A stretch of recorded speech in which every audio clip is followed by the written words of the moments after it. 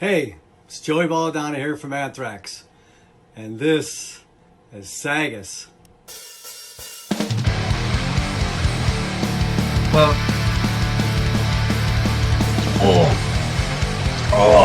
Look, this is a big one. I didn't break out during the podcast today. It is now time for Devil's Advocate. Same time, same place, awesome.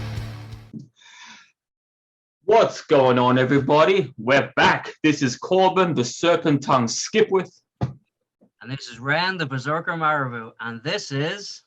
SAGAS. SAGAS. SAGAS. SAGAS. Yeah, well done. Oh. We don't say it as well as Joey Belladonna did. So. Oh yeah, that's. Shout out to Joey Belladonna for that intro, and shout out for letting us use it. That's amazing. That's our intro forever. So hope you guys like it. Of course you do. It's Joey Belladonna. No one hates the guy.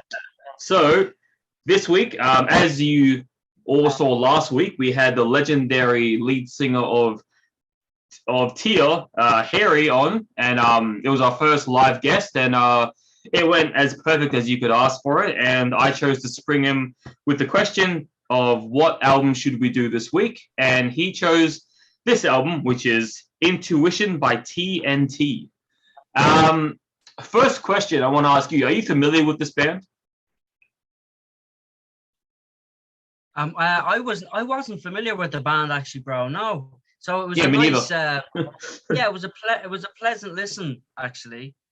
Do you want to start with your opinions first, or me? Or? Yeah, cool. So yeah, it's the 1988. Although I've heard debates, it's 1989 when it was released, but we'll go with 1988 because that's what Spotify says, and Spotify don't lie. So it's the 1988 album by Norwegian glam metal superstars TNT. They had a massive run. I mean, they're still together now. I've done my research during the week, and they're just still keeping it going. You know, they've got 100K, followers on Facebook and whatnot. But like back in the day was their real heyday, like the 80s. This sound is just pure 80s glam rock metal, Norwegian glam metal kind of vibe. But it's done really well. It's probably my favorite band that has played this sort of genre over the years. It's incredible because it was picked by Harry, and I'm such a fan of him. It was just really cool to hear what he listens to, and you can hear the inspiration that he would have picked out from this album. It's really cool, especially the guitar work and the virtuoso guitar playing on this album. We'll get to that in a bit, but yeah, it was a really nice initial listen. I fully enjoyed it. It was like it put a smile on your face, didn't it, bro? Yeah. So look, I'll say a few things. First of all, I've been waiting since the podcast started to talk about glam metal or hair metal, whatever you call it, because I've always had a guilty pleasure love for the art of glam metal. And it's funny because back in the day, it almost felt forbidden to admit that. At least back in the day. Back in the day when I was like a teenager, we're talking like 10, 15 years ago. If you said, "Oh, I'm a fan of Poison or glam metal or any of those boys," you get looked at, "Oh, why do you like them? They look like girls. They fucking have it's this whole stigma, or used to be stigma attached to it." But I've always had a love for this style of music, and I used to listen to it as a kid. I mean, teenager, and I still listen to it now. And so, first of all, I'm so happy that we get to listen to an album like this. Like I said, guilty pleasure of mine. I think it's some of the best of the metal years, and it's always, as you said, it's a subgenre that puts a smile on your face. Now, secondly, one thing I want to bring up, which I find insane considering the fact, this album, as you said, came out in 1988. Now, albums to come out in 1988 were Metallica and Justice for All, Slayer, South of Heaven, Megadeth, So Far, So Good, So What, Death, Leprosy, and Ozzy Osbourne, No Rest for the Wicked. That's just a few of the titles that came out that year. And then this album somehow is able to sound as cohesive, as polished, and as badass as all those albums, which, trust me, I mean, you know, like anyone who's a metal fan, it's an obvious. Like, not most albums can't. Most albums, even came out this year, couldn't compare to those albums. And we have an album that came out the same year as all those releases, and it still manages to sound on top of its game. It sounds, you know, and even thinking about it, 1988, it still sounds ahead of the curve for glam metal. Because trust me, I listen to a lot of glam metal, and for that year, glam metal didn't. I mean, you had early Poison, but even then, they didn't sound like how they would eventually be known to sound back in 1988.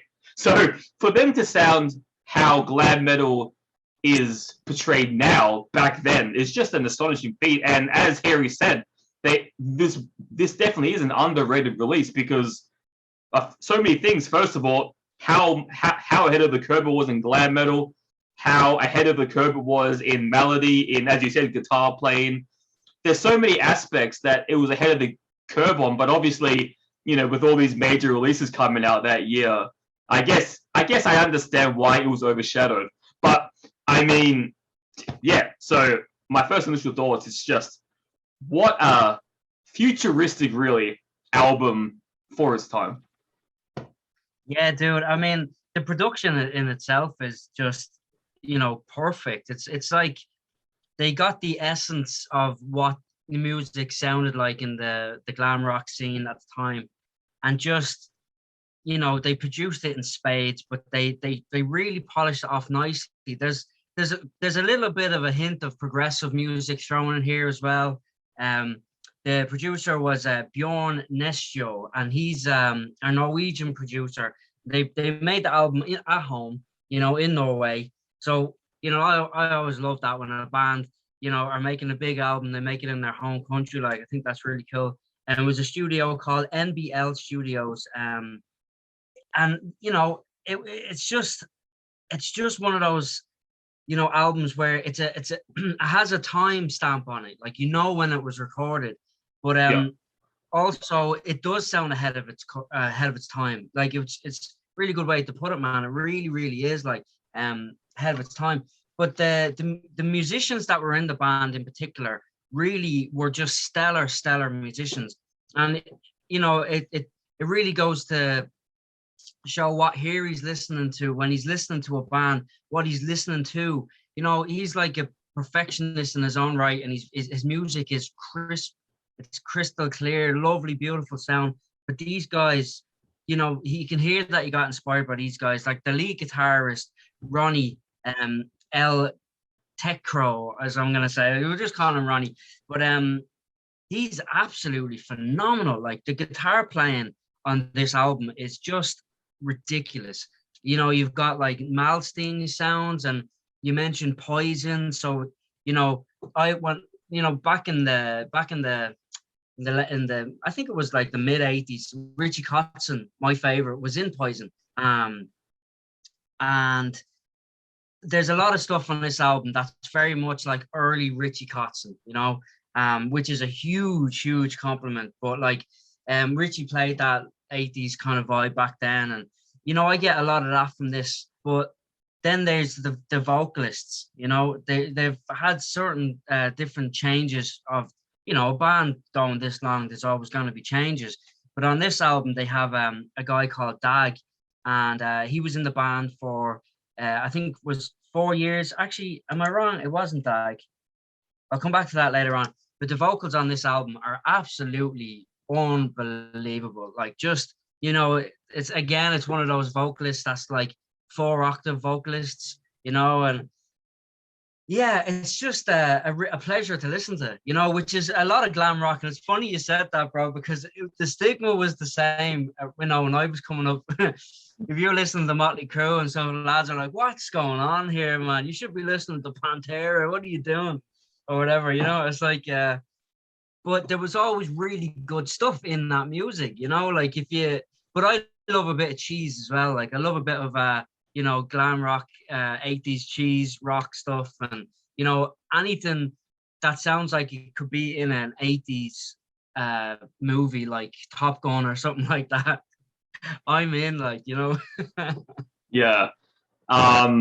You know, what makes this album even more amazing is that I'm coming fresh off, and I'm sure I have bored you to death with this to you in the messages, but how much I love the Peacemaker soundtrack, the show, and it's like it's all glam metal, it's all hair metal soundtrack, and like I'm still fresh off that vibe of like that era, and so to have this is amazing. But yeah, but it's interesting because according to the Wikipedia, like apparently this was this sound on this album was the more commercial sound than their previous work, which is interesting because I mean I didn't have time to go back and check their past discography, but if this is their most like I do wonder what they would have sounded like before this. But I mean whatever they did a good job because like I said, I mean like you said, the vocals, it's this weird thing because he sounds powerful but also like, and this is a weird thing to say, but it's the only word that can come to my head. Like it's really dreamy, like you know, it puts you into a dream state. If you were to get drunk or do whatever and just lay back and listen to this album, it's like his voice would be the one to put you to sleep, not in a boring way, but in a mesmerizing kind of way. And so I found that really interesting. And I think the same thing can be said for the guitars. The guitars also, as the vocalist, have the same level of both power and, you know, dreaminess. The guitars are both like smooth but intense at the same time, which is really not an easy thing to do because normally, obviously, you're one or the other. You're not meant to be two things, but like it's like every song, almost every song on this album sounded so, you know, so synchronized, so harmonized together. And it sounded like a sonic river, like, you know, from start to end, it's like you're just living this fantasy that they said, this dream world that they put together. And the vocals, the guitars, everything, it just sounded like the perfect glam metal album. And like I said, I've listened to a lot, and I wouldn't say there's a standout album among glam metal. I just like the sound, but this for me has finally found the perfect album of glam metal. Yeah, it really is. I mean, it done really well in the charts as well, bro. Like Norway got to number 3, you know, which is no easy feat. Sweden, they got to 19, but then in the single charts, they had Intuition got to number 5 in the single charts. There was another single, Tonight I'm Falling, number 12. That was the 3rd track in the album, but like, you know, good stats as well, you know. For a band that changed up their sound a little bit for this album. But yeah, it was Tony Harnell who was doing vocals from 84 to 92. So he would have been on this album. What a triumph of vocals that man pulled off for this album. Absolutely killer. But yeah, also it's interesting because they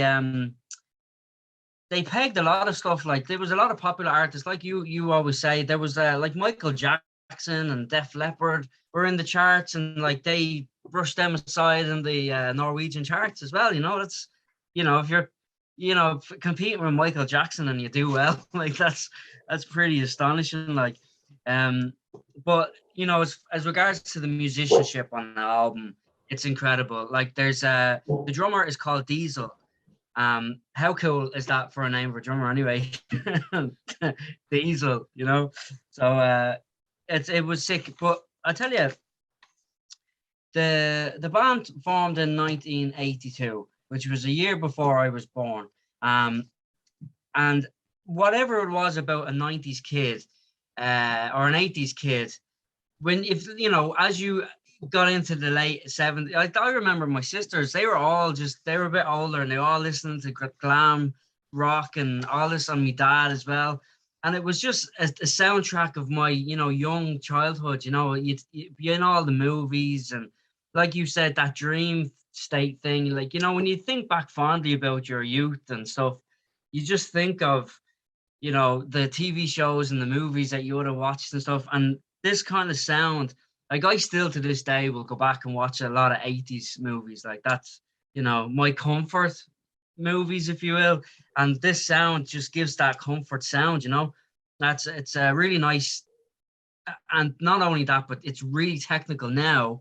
You can listen back to it and go, wow, there's some sick riffs, like really technical stuff. But they have that really 80s sound and drums. That was a big thing in the 80s, was to have the drums with this like big reverb snare. It just gave this like big, huge, larger than life kind of sound. And I love hearing that, and to hear it on an album like this with such great musicianship, it all just leans really well.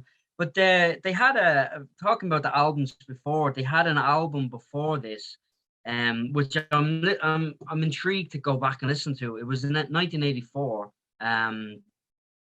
It was called Knights of the New Thunder, and on the cover it looks like a Viking, and there's like a Viking ship or swords and stuff, and the helmet. Here he won't be happy because he has the horns on the helmet, but it seems intriguing. Like, and as you said there, they got a bit more mainstream with this album. I'm really interested to listen back to that. After the podcast, I think I'll rock out to that. 36.53 seconds long, so it's not a long album either. But there's so much going on inside this album. They have the massive power ballads. They have the full-on riff rockers. And then there's just, you can hear inspiration that these guys took from the scene at the time. And you can hear so much inspiration now that was taken from these guys. And this album, there's loads, it's littered. Like I can name a dozen songs that I've taken from this album. It's just unreal. And then the album after this was Realized Fantasies Atlantic. I'm interested. Realized Fantasies. It was with Atlantic Records. So I'm really interested to hear that as well. The album was released with Polygram, which is an interesting label as well. I'm going to look more into that. They had a massive hit as well called 10,000 Lovers. It was their biggest hit. So it's on my list. So I have a big list of stuff to really get into these guys, So I highly recommend everybody digs in deeper.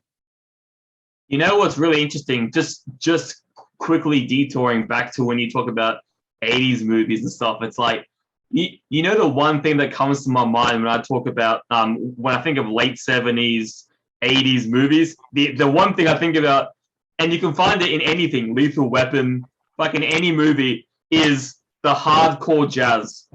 Every time there's a movie, the soundtrack is jazz, like some kind of jazz like instrumental. Like, for the intense scene, someone just died, they found a body, and it's always this jazz music. So anytime I hear jazz, I think of, like, the album, Tears for Fears, their first album. So much of that sounds like 80s movies. But anyway, I digress. It is really interesting to me because there's so many unreal moments on this album, and for me, one that really stands out is the song "Wisdom," the final track. The reason why that comes up, and I was re-listening to this on my work break today, and the last leg of it, the last solo-y part, it's just like, it sounded so like haunting and chilling.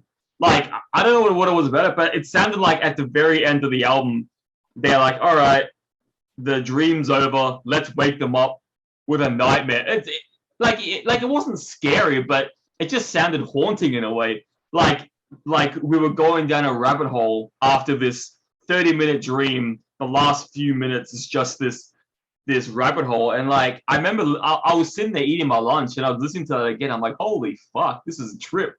this sounds like a bad high, like a come down from a bad high. Like, oh, it was unreal. Like, and there are so many moments, obviously, that are not scary, that are not haunting. But this one stood out to me the most. Is like, and also because it's the final track, so it kind of feels like the whole album they're doing this dreamy, sequency, cliche glam metal feel. And then at the very end, like literally the last minute or less, they're just like, all right, time to wake him up. And then it has this real haunting chord. It's like, so you're sitting there and then you hear the haunting chord. You're like, oh shit. Like it kind of like wakes you up. Well, at least to me, I was enjoying the album and then those chords hit. I'm like, oh shit. Like I kind of like got my senses back. My feet were back planted in reality. And so that left an impression on me. Yeah, it's a really interesting track. It's funny, I had the same kind of experience with that track because there's a lot of positive vibes, going through this album. There's talk of heartache and all that stuff that you'd expect from this genre, but this is one of those songs I was talking about that has been inspired. It has inspired other bands. So say, for instance, if you go back and listen to Today, Bro, the song Changes by Ozzy Osbourne, that was written by Zakk Wylde. It's funny, we were chatting about Zakk Wylde a couple of weeks ago. This song, I'm telling you, I can almost guarantee that he took inspiration, Zakk, from this track, Wisdom, because even the lyrics are the same. It's like, what was it? It feels like we're going through changes or something like that. Anyway, it's, the song that Ozzy sang with Kelly Osbourne. But anyway, apart from that inspiration that this song would have created, it's got a lovely vibe to it, though. It's creepy. It's because they throw a lot of minor notes in as well, which is what I find really interesting and almost progressive for the time. It's got this track has like the slow burn. It's like a slow sway. You can imagine standing there in the audience with your lighter, or nowadays with your phone. It's just got that kind of vibe. But that's another thing. This song in particular, but most of the songs are very singable. You can sing along. I can imagine myself driving, from Donegal back down to me folks in Kildare and just sing along. I can totally see myself singing along on a sunny day with my shades on, with the window down, blasting out this tune. It's just lovely. There was always a big thing about harmonies in the 80s. It was a big thing. There was a particular style of harmonies where there would be like a question answer with the vocals, and it's littered in this album, and I absolutely love it. Like I love that. This track Wisdom could nearly be it's like it's Queen level writing.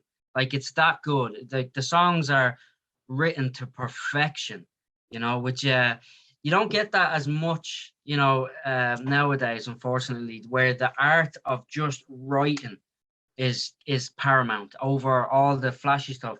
But then these boys do throw in the flashies, like track number 2, Caught Between the Tigers. It's just absolutely killer. There's like this really cool intro track called A Nation Free, and it's all this lovely singing and dual guitars and choirs and stuff. But then it kind of merges into the next track, which is the one I'm talking about.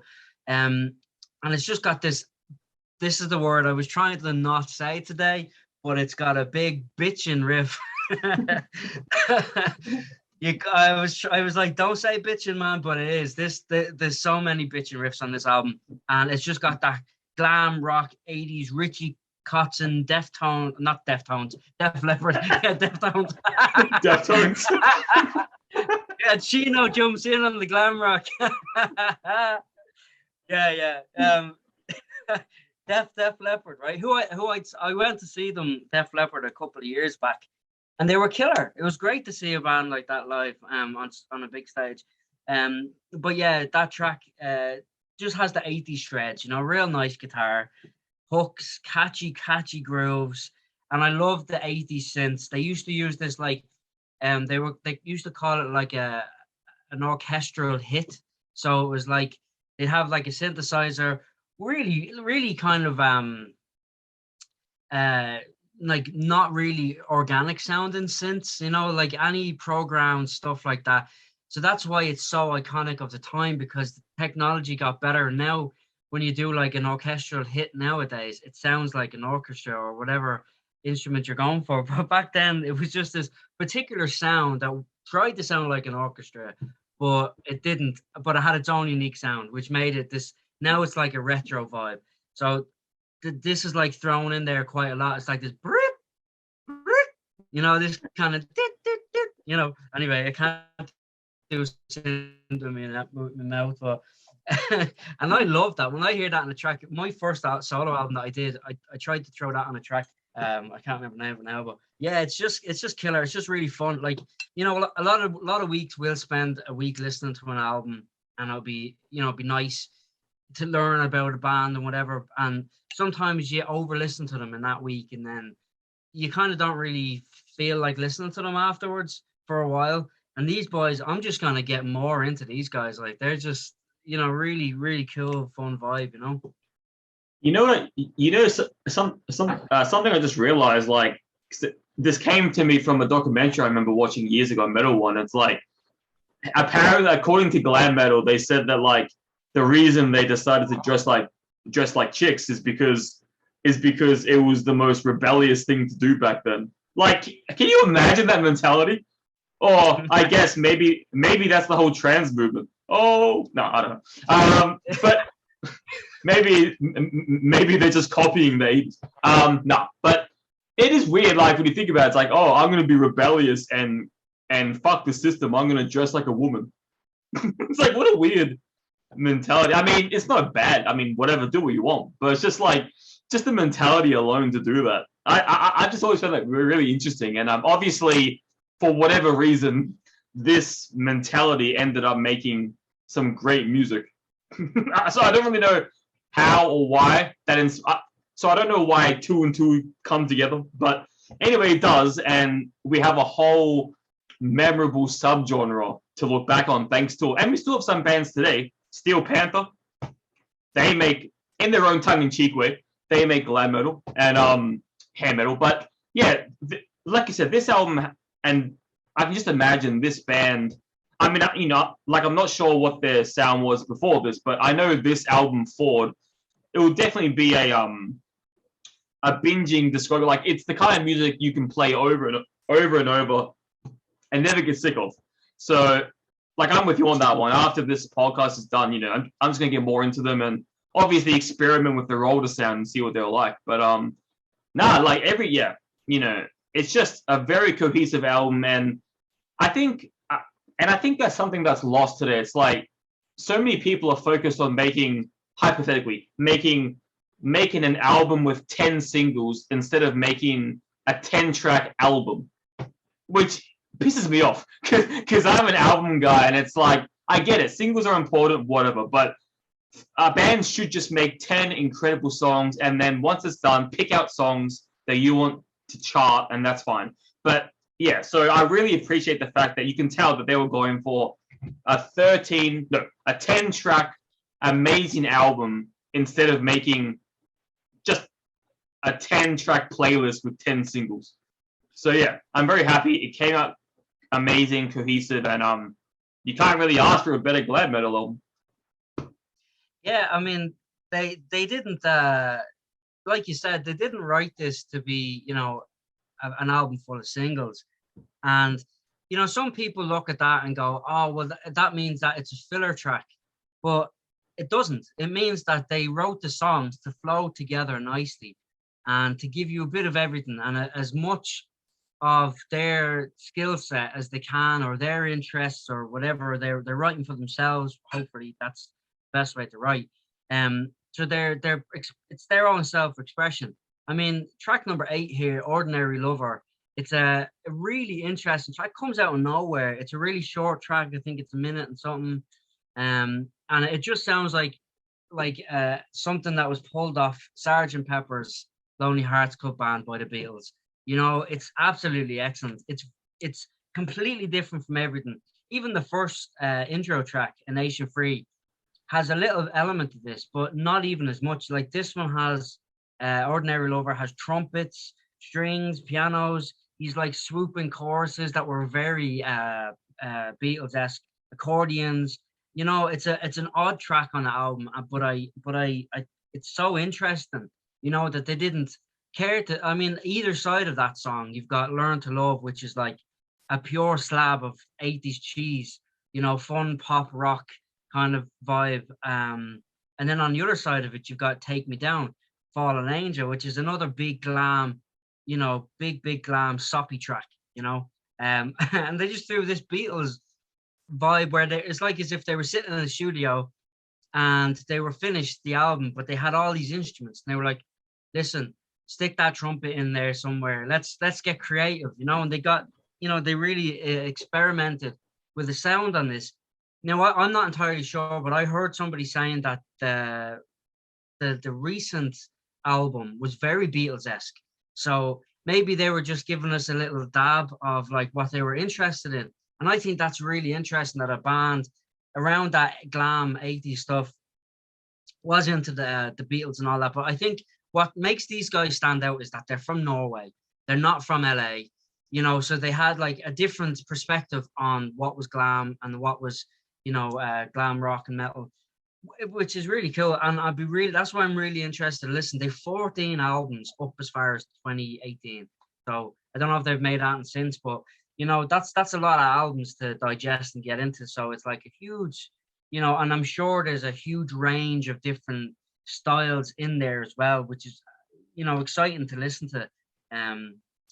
But yeah, 100%, this is the epitome of what, you know, this sort of music should have been at its best. The title track, Intuition, in particular, was, like I said earlier, it got to number 5 in the Norwegian charts.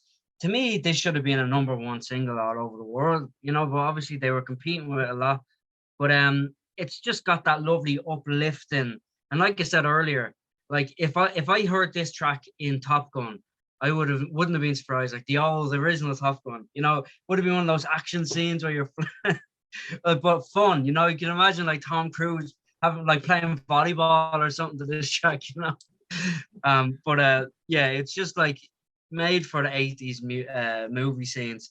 But you know, another big chorus with those underlying harmonies that I was talking about earlier, where they just, you know, make it as big and large in life and singable, like an anthem, like anthemic, and like with lyrics like Soldiers of Fortune, you know, that kind of lyric. It's so 80s. It's so 80s. It's just, you know, brilliant stuff. Like, yeah. All right. So before we get into our little segment today, let's go with these sponsors and shout outs. And do you want to go first? Yes. Today I will give a shout out to my good buddies and my friends at Ulster Mead Co. here in Donegal. Nobody can see, but I'm holding up a bottle of mead to the camera, to Corbin. I was lucky enough to hang out with the guys a little bit at the weekend, and there's loads of awesome stuff in the works. Can't say anything in particular, but just to give the boys a shout out, and you know, they're sponsoring and supporting the podcast here as well. And obviously Ren Marbu and the Berserkers were tight in there, but really awesome things. So go check them out and keep an eye on what cool things are about to come out from those amazing lads, Thomas and Kuba. That's me for today on that line. And it's kind of interesting because I thought I would have updated you already, but now we're doing videos. All right. So they'll see that. People can see that. Okay, cool. Good job. I wasn't picking my nose. All right. So where do I start? As always, I have so many. So I'll start with this. So if you're someone who enjoys reading reviews, interested in reviews, or need a review for yourself, artist, band, whatever it is you need, I now have a new domain. I don't use Facebook anymore, although that is still open. My Relentless Reviews for Corbs. Go there, post stuff, and there's tons of people that still appreciate the uploads. But if you want to review now, go to serpenttongue94.wordpress.com. You'll find my domain that I've set up. It's pretty nice and chill, nice and easy to use. There's just two options, review or contact. Click review to check out my reviews, or contact me and I'll get you a review. Either way, it all leads to reviews. Yeah, I'll do any genre. So I do about 4 to 5 every week, and it's great fun. It is what it is, and I love supporting any artist, small or big. So go there if you need a review. Good old Zach. So we talk about Zach every week, and for good reason. He is the metal workhorse, as we call him, and we don't call him that for no reason. He literally is a non-stop machine, and he's done wonders for many, many, many bands. He's probably doing wonders for a band right now. He's probably doing wonders for several bands as we speak. One of those bands was Ren Marabou and the Berserkers. So I don't know the details on that, but if you want to message Ren and ask him or his band, I'm sure they'll tell you how they helped out. Anyway, he does great stuff for bands. So if you want to get in contact with him, email him at zach@metaldevastationradio.com, and that's Zach, Z-A-C-H. So go contact him. And today I actually have someone else that I want to shout out, and that is someone who is actually in a similar line of work as Mr. Zach, but someone who I've been in contact with over the years, and I just thought now would be the perfect time to bring him up, and that is none other than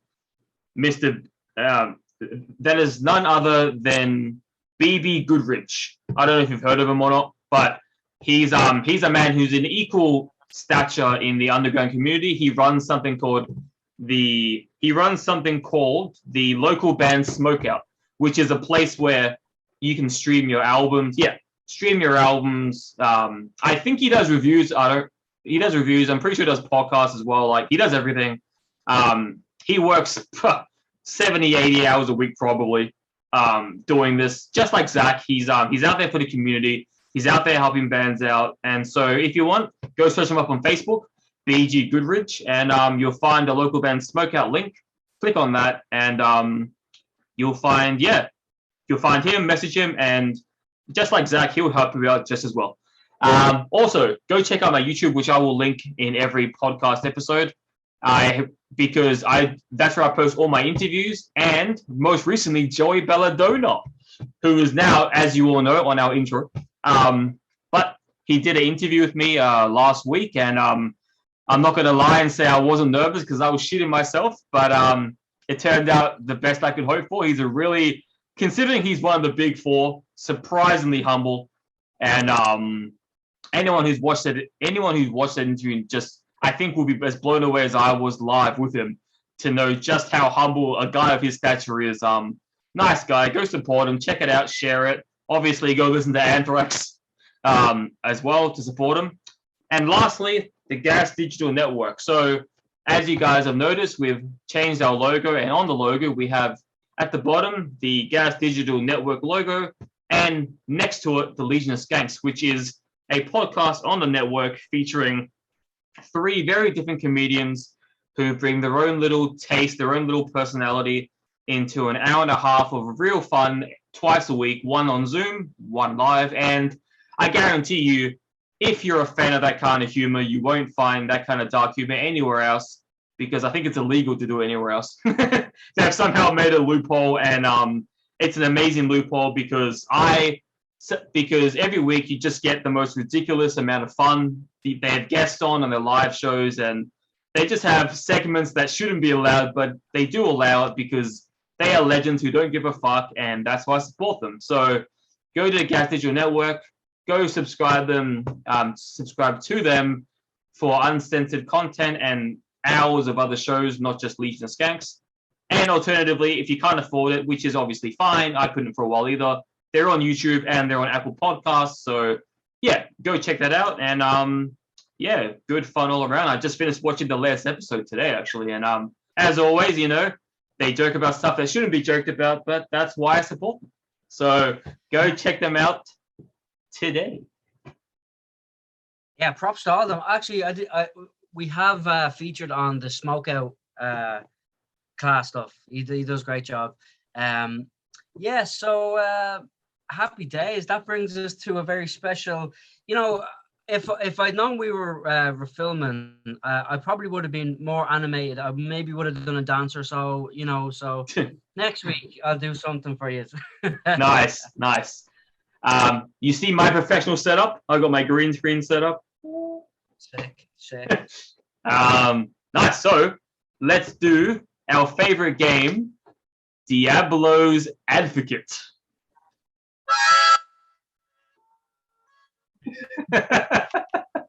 I love it. Instrumentation, guys, at its finest. All right. So, who wants to start? You go ahead, bro. I go ahead. All right.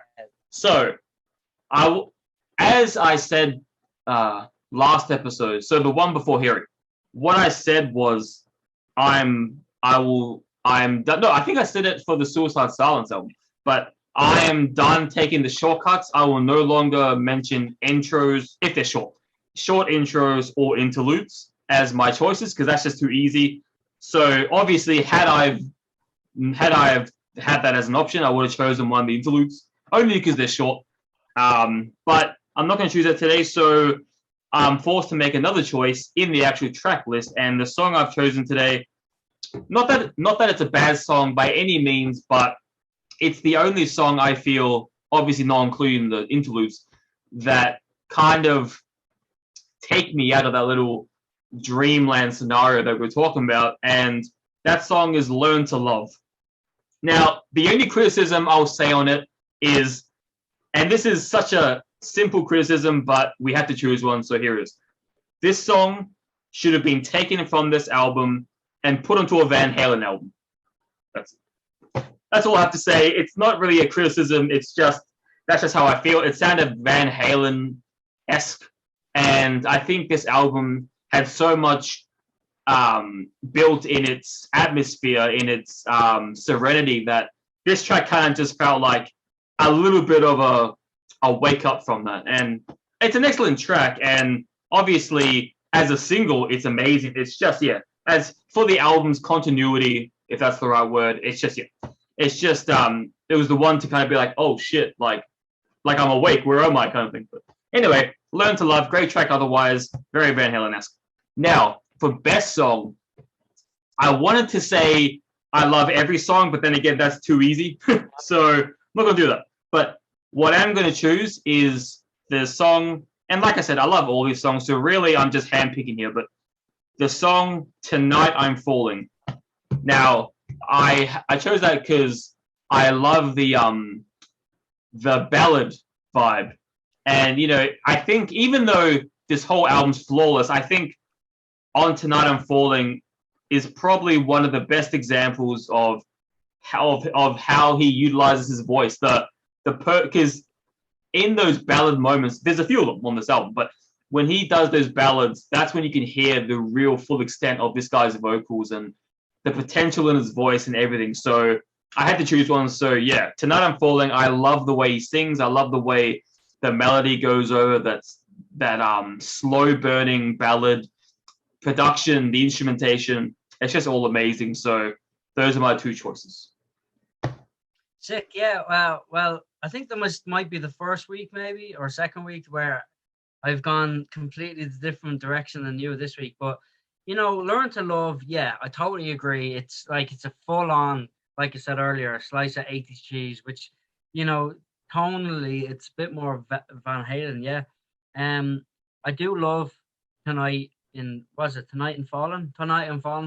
Yeah. It's a great song. The technical element to that whole song is amazing. There's that bitchin' solo as well, at the end. So my favorite. No, I'll tell you what. I'll do my least favorite first. Just get out of the way. I chose "Take Me Down," Fallen Angel. It's a good song. Every song is a good song on this album. It's just a little bit too soppy for me. That's all. I'm all about the. I can digest the 80s cheese, but the soppiness was just a little bit too much on that one for me. And that's stretching it thin, really, because it's still a cool song. My favorite track, without doubt, the minute I heard it, I was like, this is going to be my favorite track. It's the Forever Shine On song. Track number 6. Sick bitchin' riff. You know, straight off the bat, it's just like a really cool riff. It's my favorite part in the whole album. In fact, is that it's got that very Richie Kotzen, Greg Howe kind of vibe. You know, it's a huge big chorus as well. That Forever Shine On. And in another way, it reminds me of Richie Kotzen and Mr. Big, because Mr. Big, they were more of a 90s band, but they had a bit of an 80s feel to them as well. They had a song called Shine, which Richie Kotzen wrote for Mr. Big, and he still performs it nowadays. But yeah, so I got a really good vibe off this song straight away. It reminded me a lot of things that I liked. And then there's that big riff, you know, is used. It comes back just in the right amount. They don't overuse it, but then there's loads of killer riffs in between as well. Like, so it's just like a riff fest. You know me, with a good guitar riff, I'm all in. There's really cool, like almost neoclassical kind of Ewing Malmsteen kind of vibes off it. There's like a nice proggy bit, and it's funny. There's some bits that's very Randy Rhoads as well. Like, so there's a lot of cool sounding stuff in this track. You know, you got that Randy Rhoads big bends, and it's killer. Like, but the what really pegged it for me was right at the end of the song. There's the big riff from the start, but they're doing Shannon on the riff. Like, it's just like, it's wicked. Like, it's just like, oh yeah, I'd be in the crowd going, shut up. So yeah, no, killer track. So that's actually, that's in my list of like top 100 tracks. I think I really get a good vibe off that one. Yeah. Yeah. So Nice. that's my thoughts. Nice. So because this episode was a special request episode, that means it's still your turn. Oh yeah, it is. Because Harry's not part of the crew. Oh no, no, we love you, Harry. We'll get him back. Yeah. We wish. Well, maybe if we ask him, he might be a third member of the podcast. But sure, we'll see. Imagine that. That would be insane. Anybody that has seen or hasn't seen the last episode, and doesn't know, I am a huge fan of Tyr. They've you know, promoted the style of music that I love, you know, for a very long time, and absolute legends. So me chatting to Harry last week was probably the most nerve-wracking thing I've ever done in my life. And anybody that knows me knows that I don't get nervous ever. So it goes to show how important it was. There's only two people in the world that can make me feel like that, and that's Richie Kotzen and Harry Johnson. So, you know, props to them. But this was a great pick, absolutely brilliant pick. When he suggested it, I didn't know who they were, but when I listened back to some of the stuff, I recognized some sounds. But you know, I love hearing new sounds, and when it's somebody, like I said at the start of the podcast, when it's something that inspires somebody that inspires me, you know, it's just got an extra nice coolness to it. Like, but next week, I haven't picked the album yet, but I was considering doing something by either Deicide or Cannibal Corpse or something on that line. Why Cannibal Corpse? So we're gonna get. You're not a Cannibal Corpse fan, are you? No. Well, but this is I have a hankering for some death metal, you know. So I'll let everybody know tomorrow. But yeah, I thought I would have my decision made by today, unlike I usually do. But I'm like I usually am, and I forgot. Not forgot. I didn't have time. I didn't decide. I was gonna say you normally don't have it ready. Yeah, I did like tongue twister there, like. Well, if you do choose Cannibal Corpse, I would be really interested to see what album you choose. Yeah, right. I'm a big fan of their work. Yeah. So. I know you mentioned them to me before. No, it probably won't be them, but it's, you know, they're on my list of possibilities. Like, nice. You know, because I feel like I needed to dive into death metal a bit more. So that's where my thought process was on that. Nice. Well, before we end, I want to just I think this is actually, this would probably be, and obviously next week will be a lot more fluent, but I think this would be the perfect way to the perfect semi-closer to the podcast if we just went, now this would be epic. If at the end of, obviously we end with same time, same place or something, but I reckon just before that, we should go, and this episode was presented by United Music Mafia.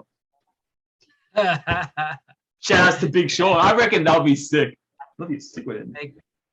Yeah. Do you know what? We should get Big Sean to do a sound bit for us. Oh shit, that'd be sick. Oh, Yeah. and then we can put it at the start or at the end. Yeah, at the end would be nice. Yeah, having Big Sean, the boss man himself, that would be cool. Yeah, I'm gonna ask him today. We'll see. Sick. Well, that was the episode, and you'll find out this week on the next album we're going to be talking about. As you heard from the Berserker's mouth, it probably won't be Cannibal Corpse, unfortunately, but you never know. It could be. Probably won't be, but it might be. It's fun how unorganized we can be sometimes. Yeah, we're very busy. We're very busy men. You see, we've a lot going on, and this is just one thing we have to do. Oh man! Dude. Well, happy days. That was SAGAS episode 20, I think. Was it? Wow. I think, yeah. So, as we always say, same time, same place, or something. Let's drink mead.